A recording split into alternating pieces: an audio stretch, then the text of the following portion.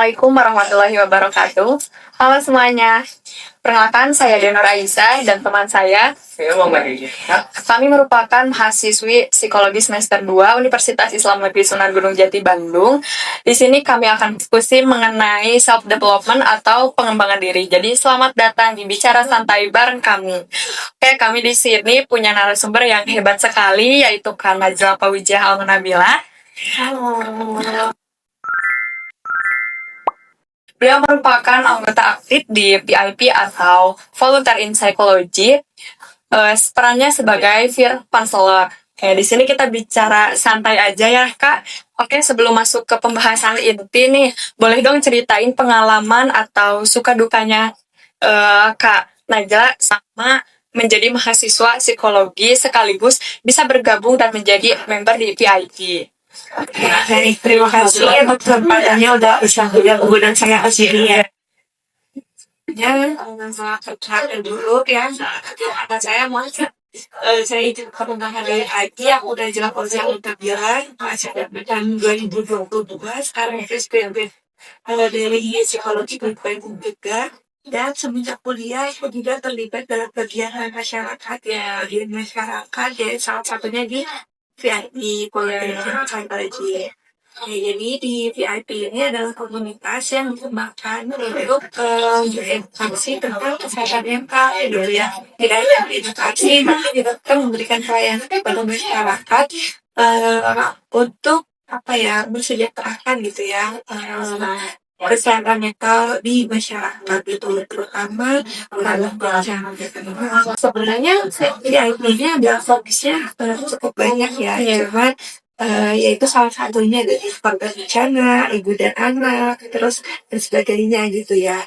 Oke, terus untuk suka dukanya sebagai mahasiswa sekaligus member VIP gitu ya, tentu saja kan harus mengatur waktu nih ya, kapan mengerjakan tugas saya atau mengerjakan tugas VIP gitu. Dan di VIP ini aku tugasnya adalah sebagai peer counselor gitu.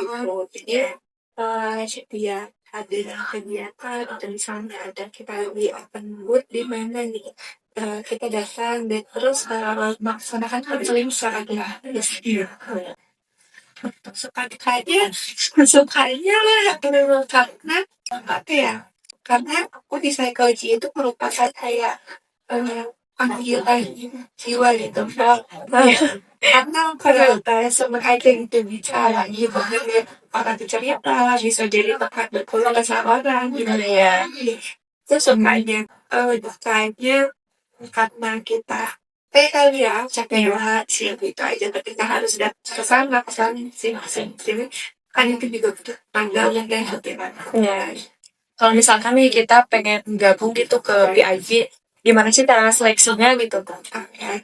Untuk penjualan VIP sendiri, kita nanti setiap batch itu ada program-nya. Jadi nanti kalian bisa ikutan dengan cara mengisi Google Form. Terus juga mungkin ada beberapa pertanyaan di kantor di kalian ya, seperti gimana biasanya gitu ya, kenapa ingin bergabung dan sebagainya.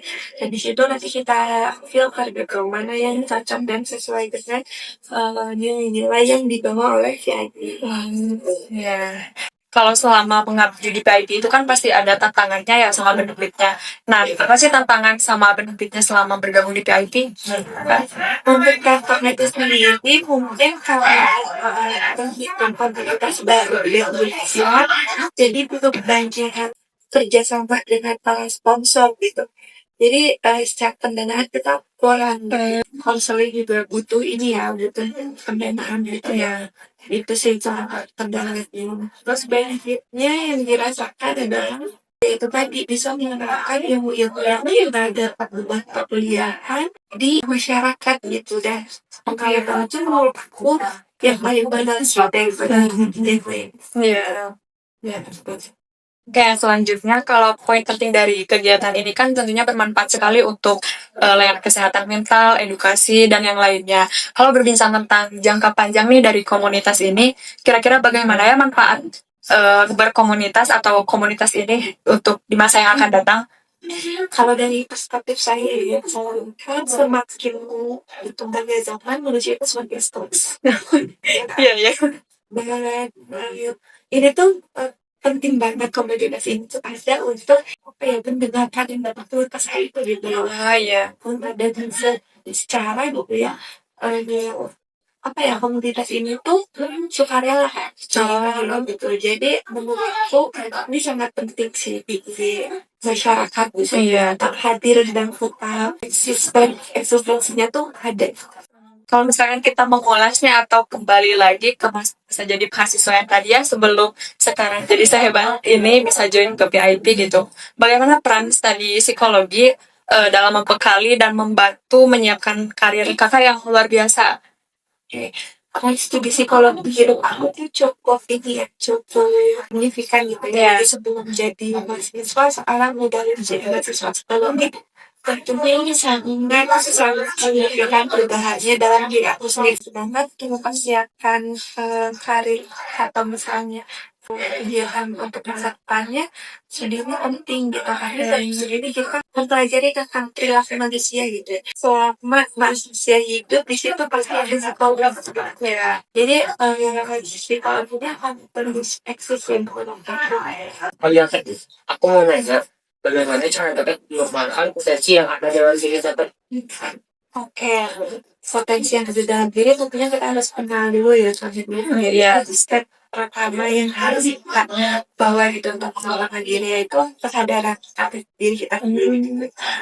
Nah, di satu itu juga penting untuk kita selain sadar, kita juga harus mau dan mengukur kemampuan diri mau dan mampu. Dan disitu juga ya dalam proses begitu ya kita sadar kita mau kita mampu. Nah itu sih 3 kata kuncinya gitu dalam mengembangkan diri itu gitu. Misalnya ada potensi kita misalnya oh iya aku suka belajar bahasa dan kalau belajar bahasa tuh cepet gitu ngambilnya kan mampu untuk konsisten mampu untuk disiplin mampu untuk bertanggung jawab apa yang kita pilih itu kesadaran kita. Untuk kita yang masih semester 2 yang masih bingung gitu mau ngambil atau arahnya kemana ya atau kita mau berfokus di bidang apa nantinya. Nah, apa tips dan saran dari kakak itu untuk kita agar nanti kita tidak salah pilih gitu atau tidak gegabah gitu dalam mengambil keputusan? Yang pertama sih dulu ya yang aku lakuin itu aku cari tahu sih selama jadi mahasiswa kegiatan apa aja yang bisa saya ikuti. Ya, ya. Dan yang aku tahu ya organisasi, lomba, pengabdian masyarakat, sama penelitian. Nah itu sih yang yang kayak melalui semua kegiatan kemahasiswaan gitu. Nah, aku sarankan untuk mahasiswa semester 2 ikut satu kegiatan yang berada dalam 4 naungan ini. Terus aku buat gitu ya sampai semester 3 atau gitu lah ya. Nah, terus kalian cari tahu nih mana yang benar-benar memanggil jiwa kalian gitu. Iya, iya.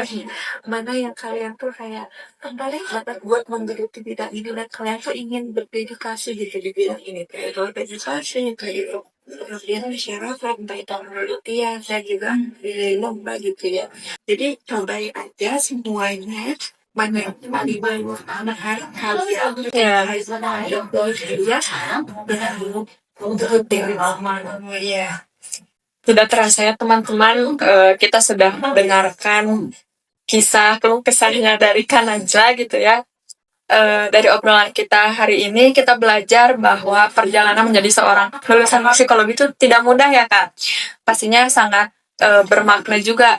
Kemudian Kak Najla juga membuktikan bahwa dengan konsistensi kita bisa berkontribusi nyata untuk masyarakat atau mengabdi ke masyarakat. Pesan utamanya bisa kita ambil yaitu jangan takut untuk memulai ya Kak. Kenali minat dan bakat kita, kemudian libatkan diri dalam kegiatan sosial sejak dini. Baik, terima kasih yang sebesar-besarnya kepada Kak Nadila Fauziah yang telah meluangkan waktunya. Semoga ilmunya bisa bermanfaat untuk kita semua dan berkah selalu. Kami pamit undur diri. Assalamualaikum warahmatullahi wabarakatuh.